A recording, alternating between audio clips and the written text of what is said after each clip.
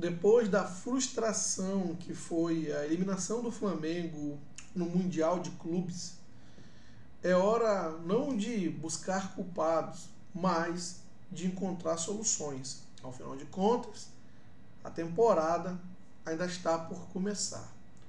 Sou Diogo Abreu do canal Flamenguista do Norte, vem comigo que eu te explico. Sim, meus amigos, depois da derrota frustrante para o time do Al Hilal na semifinal do Mundial de Clubes, eu sei que todo rubro-negro está com um sentimento de frustração muito grande devido à expectativa enorme que nós rubro-negros tínhamos em relação a esse Mundial. Todos nós víamos como uma grande oportunidade, ou a melhor oportunidade nos últimos anos, de um time sul-americano ser campeão mundial, em virtude da má fase do Real Madrid, em virtude da quantidade de jogadores decisivos e talentosos que nós temos no nosso elenco rubro-negro. E, evidentemente, isso gerou uma frustração muito grande. Eu, em particular, fiquei aí 2 dias sem colocar vídeo, porque eu também sou torcedor, né? E para evitar o risco de falar alguma besteira da qual eu me arrependa depois. Então eu esperei um pouco a poeira baixar para tentar colocar um vídeo mais sereno, mais racional, mais sensato e coerente com aquilo que eu penso. Bom, depois dessa derrota, todo mundo está buscando aí culpados, né? E eu acho que não foi um fator isolado que gerou essa eliminação, mas vários. E eu acho que a gente não deve agora buscar individualizar culpados e sim buscar soluções. Por exemplo, o planejamento do Flamengo, como ele foi trabalhado para esse Mundial e como ele tem que ser repensado. Esse Mundial, os jogadores tiveram férias de 60 dias e, evidentemente, eles estavam aí sem a mínima condição, de fazer uma partida no nível mínimo de competitividade. A gente viu isso no próprio Carioca, a gente viu isso também na Supercopa e vimos na semifinal, onde pegamos um time tecnicamente inferior, isso ficou claro, inferior ao nosso, mas mesmo assim a gente não conseguiu corresponder, não teve perna. Óbvio, depois houveram sucessões de erros ali, que aí mexe com a questão do time não estar taticamente bem organizado. E antes que venham falar, o Vitor Pereira, a gente pode falar várias coisas em relação ao Vitor Pereira, mas não dá para organizar um time em um mês. Eu acho que, por exemplo, a parte física, por mais que o Vitor Pereira não pudesse ter chegado antes de janeiro, mas a parte física, o preparador físico, o Flamengo poderia ter preparado algo com o Vitor Pereira supervisionando de longe, mas o preparador físico era do tempo do Jorge Jesus, poderia ter iniciado o trabalho em dezembro ainda, com a maior parte dos jogadores que estavam de férias já desde novembro. A gente poderia ter acelerado esse processo. Então, isso ajudaria muito também na parte do desenvolvimento tático. Então, não dá para colocar aí a culpa no treinador português, embora o canhão, né, tenha virado para ele nesse momento. Assim como eu acho também que a substituição do Arrascaeta não é uma culpa, um erro do Vitor Pereira, porque naquele momento nós estávamos com -1 e com o Arrascaeta estávamos com -2. Porque é difícil falar isso, mas embora ele seja tecnicamente diferenciado, ele não estava conseguindo dar intensidade na marcação, e você já com -1 já fica uma coisa desproporcional. O jogo com -1, Arrascaeta não conseguindo correr, ter intensidade, aí o jogo ficaria muito mais desnivelado do que ficou. Então eu achei correta a substituição no Arrascaeta, mas como eu disse, a gente precisa buscar soluções, né?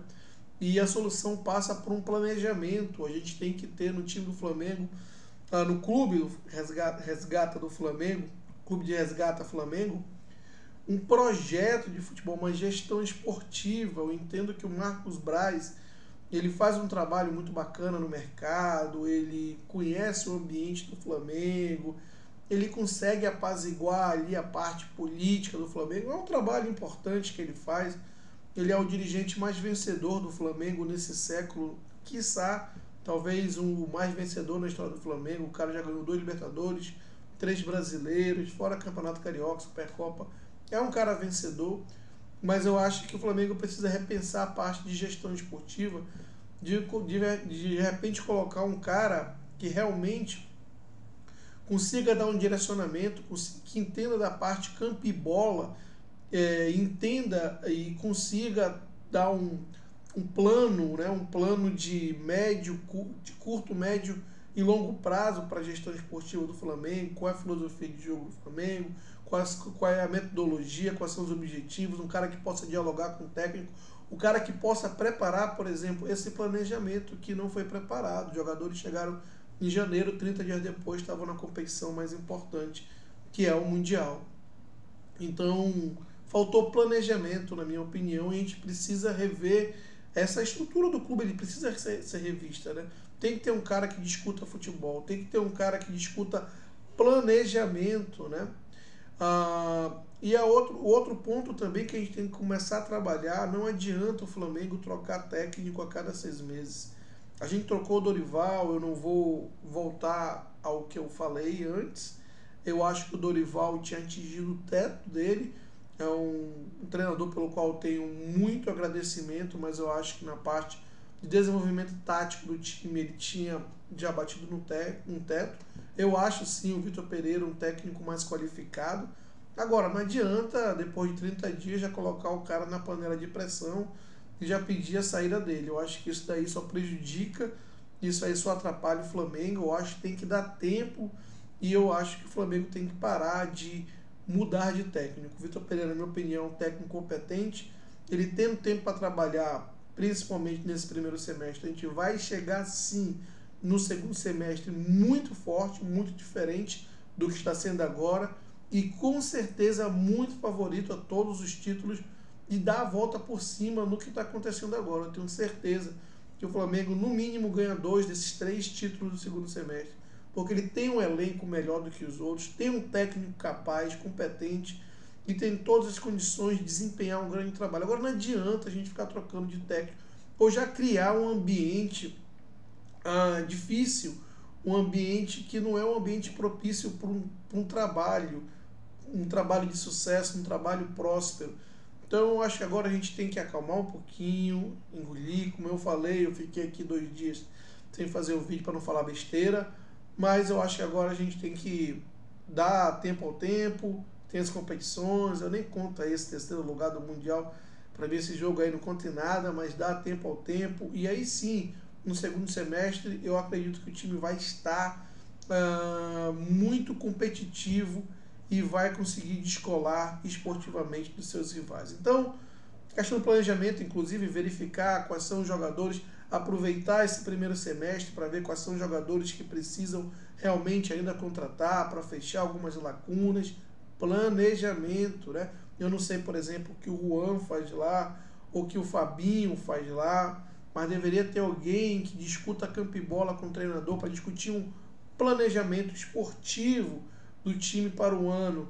E a gente tem que aprender o que aconteceu agora e fazer um planejamento adequado ainda para o segundo semestre, quando vem as competições, as 3 competições normalmente mais importantes. Eu digo normalmente mais importante porque esse foi um ano atípico, que íamos o Mundial no primeiro semestre e o Mundial tem mais relevância. Mas são 3 competições de peso, Copa do Brasil, Brasileiro e Libertadores. No segundo semestre, a gente está começando ainda o ano, tem muito a fazer um bom planejamento agora, dar respaldo para o técnico, deixar trabalhar para que a gente possa realmente voltar às grandes conquistas, que é a expectativa de todo rubro-negro, ok?